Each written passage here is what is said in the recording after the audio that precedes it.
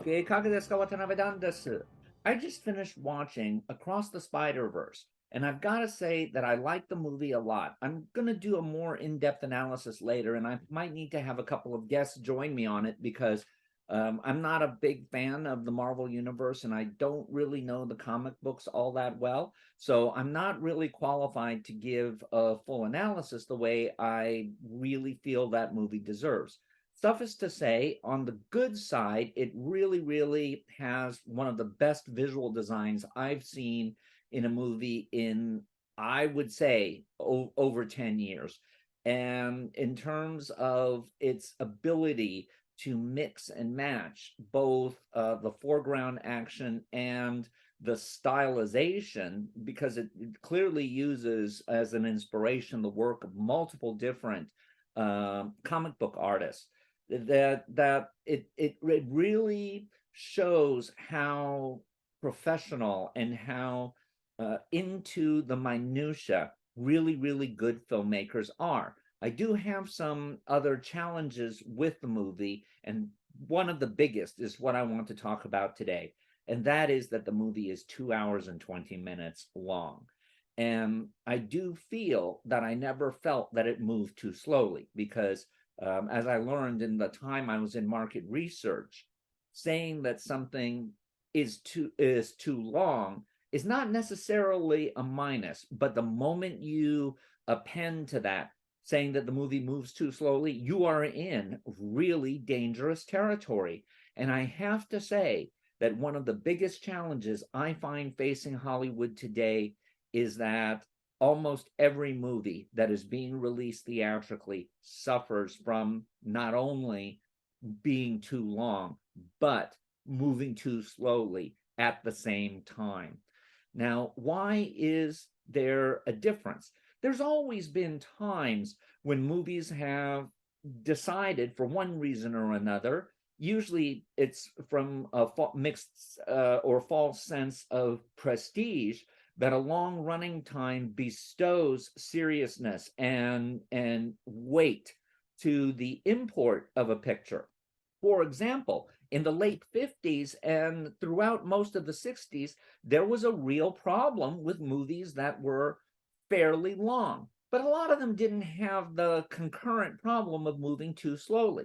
Take, for example, movies like The Ten Commandments or Ben-Hur or The Longest Day or Through Patton, Sound of Music, My Fair Lady, Spartacus. Now, these were all movies that had immense running times and by and large were not going to be criticized as moving too slow.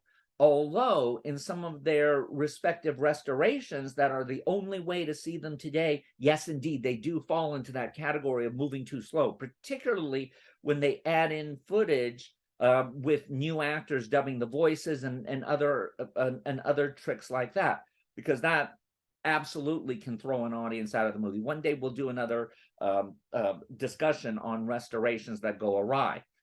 But going hand in hand with that, there were a number of movies that were not only too long, but they moved too slow.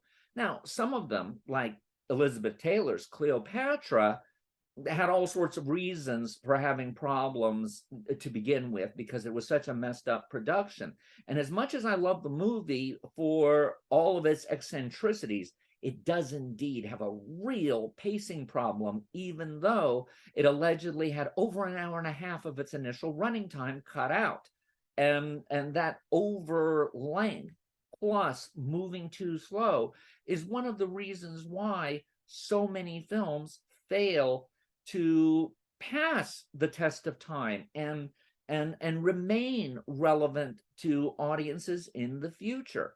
And I am really seeing that as a challenge right now, because one of the things that I learned in market research is that the number one criteria for definitely recommending going to see a movie or rating it excellent are the drivers of box office success.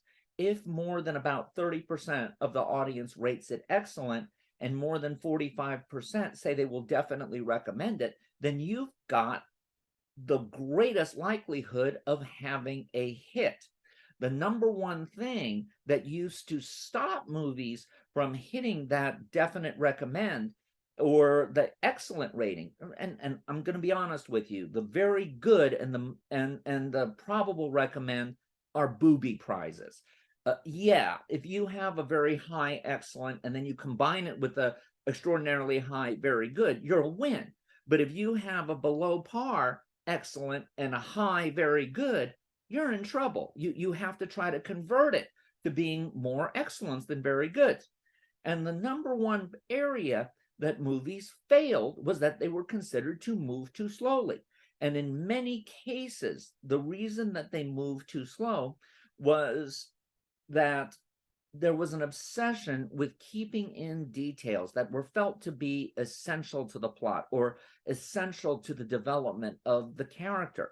And I'm not going to say that that's not partially true.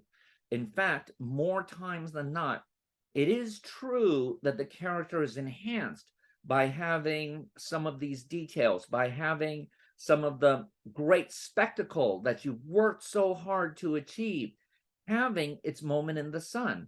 But if you start adding those moments together over the course of an entire movie, and all of a sudden your movie, as little as 10 minutes in additional length, it will suddenly cross over from moving efficiently and being something that people want more of.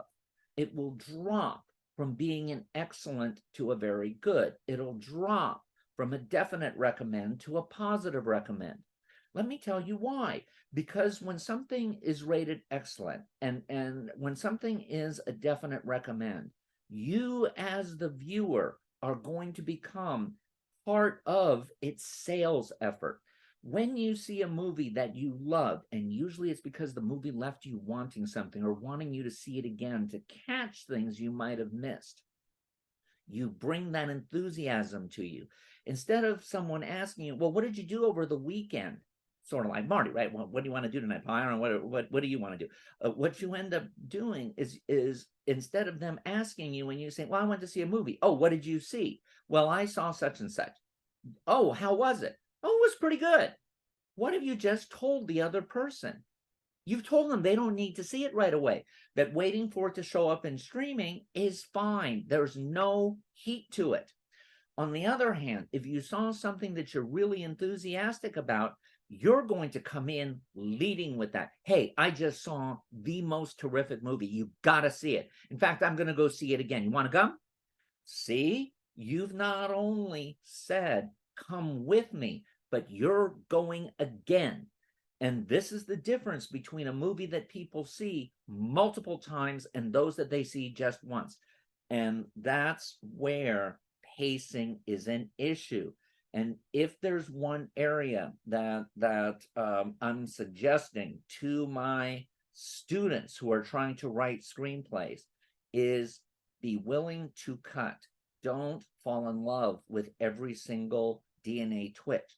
Yes, you are going to lose perhaps very insightful moments for your character, but what you're going to gain instead is winning the war. You're going to get people to be interested in knowing more, because that's what drives the repeat views. That's what drives people coming back week after week.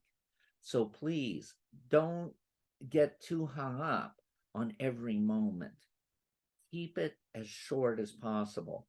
I'm gonna say that perhaps the reason the new Little Mermaid failed as spectacularly as it did has much less to do with whatever cockamamie decisions were made in terms of casting and production design. Because first of all, it's a kids movie. Why is it so dark? But that the original Little Mermaid was 89 minutes. This is 135. That means you took half of the running time and added it to the end to the movie. Does the movie justify being half as long again as the original? And I'm going to say almost definitely not. And if the new Indiana Jones movie fails to catch on, I'm going to say part of the fact that it's 145 minutes is going to be a contributing factor. But more on that when that movie gets released. I will see you next time. Shall we dance? High, high, so high society, high society.